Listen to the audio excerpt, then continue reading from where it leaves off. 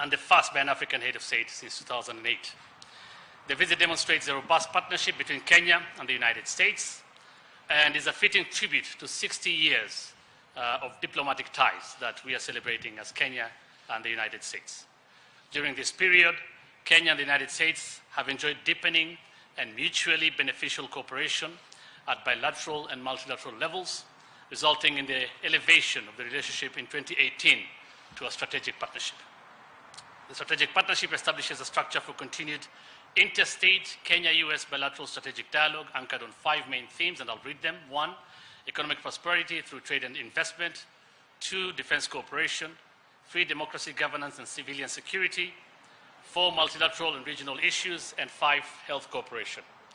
It is in this context of pursuing tangible outcomes in each of these critical result areas that accelerated cooperation has led to the gracious invitation of President Ruto by his counterpart, President Joe Biden of the United States of America.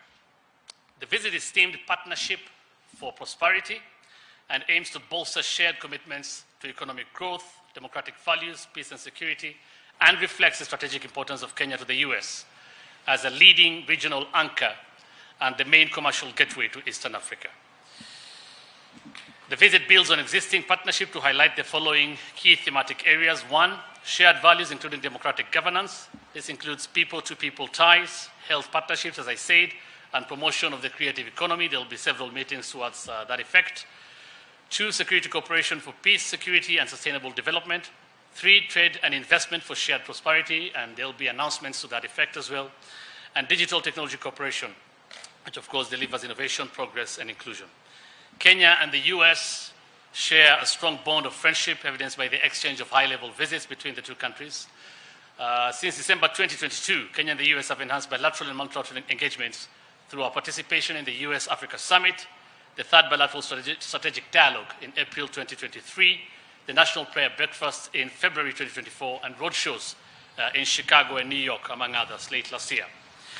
Following the roadshows, there has been an increase in investments by US tech companies in Kenya, and we'll see more, of course, as we head to the state visit, or as the President heads to the state visit. This include the companies, that is Microsoft, Google, Cisco, IBM, Kiosk, and Sun Culture, among others. I'll now go to the itinerary. Starting tomorrow in Atlanta, Georgia, President Ruto's visit will commence there. He'll visit the Carter Presidential Library and Museum to emphasize the two countries' shared commitment to governance, democratic values, and anti-corruption efforts. His remarks there will underline the importance of democracies working collaboratively to tackle global challenges. The President will then visit Ebenezer Baptist Church to pay homage to the civil rights struggle and emphasize how religion can be a force for good. This visit will underscore the respect for historical struggles for equality and justice.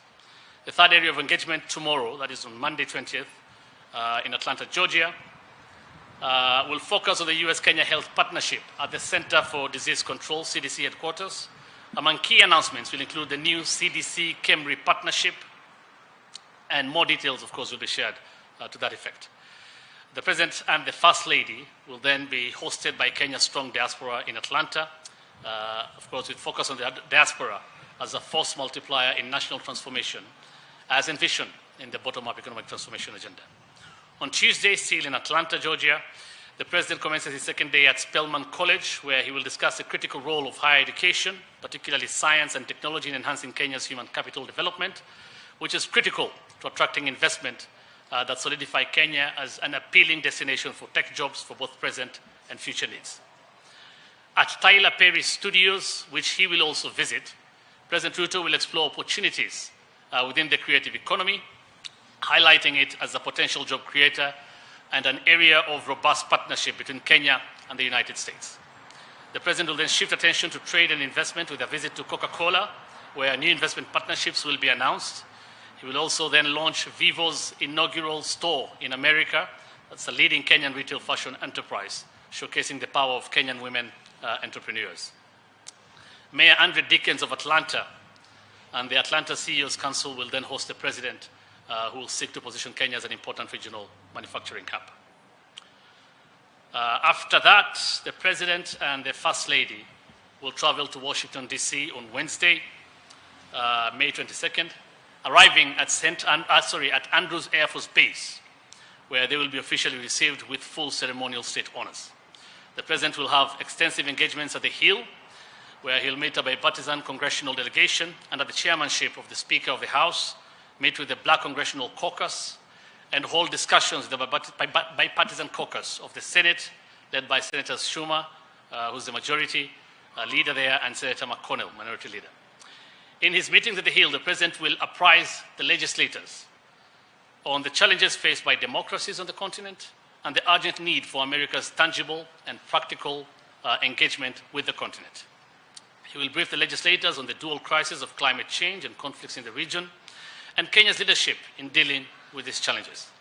In urging Congress to be cognizant of the need for African goods to continue accessing the US markets on preferential basis, the President will implore Congress to extend the Africa Growth and Opportunities Act, better known as AGOA. On Thursday, which is the main day of the President's state visit to the United States, the President and the First Lady will lay a wreath at Arlington National Cemetery to honor the sacrifices of American soldiers as well as historic figures such as Thurgood Marshall and John F. Kennedy, who have had profound impacts on the history of Kenya. He will hold the main bilateral meetings with his host, President Biden, and delve deeper into Kenya-US economic, health, and security partnership, and discuss regional developments on the continent, highlighting the fragilities and opportunities on the continent.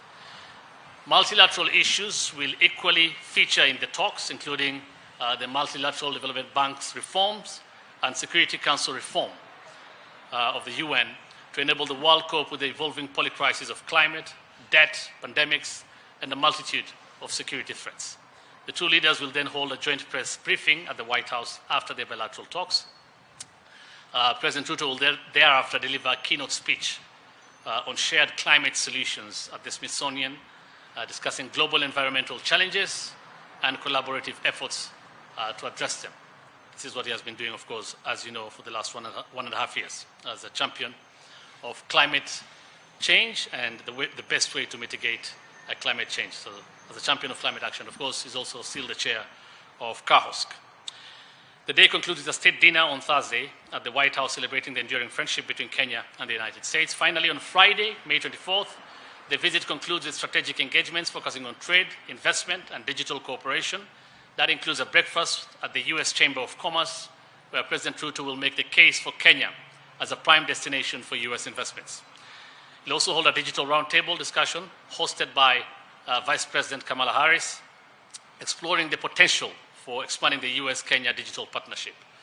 He'll also pay a visit to the Pentagon, where the President will highlight Kenya-US defense partnership in the fight against terrorism, extremism, and other emerging areas, including cybersecurity.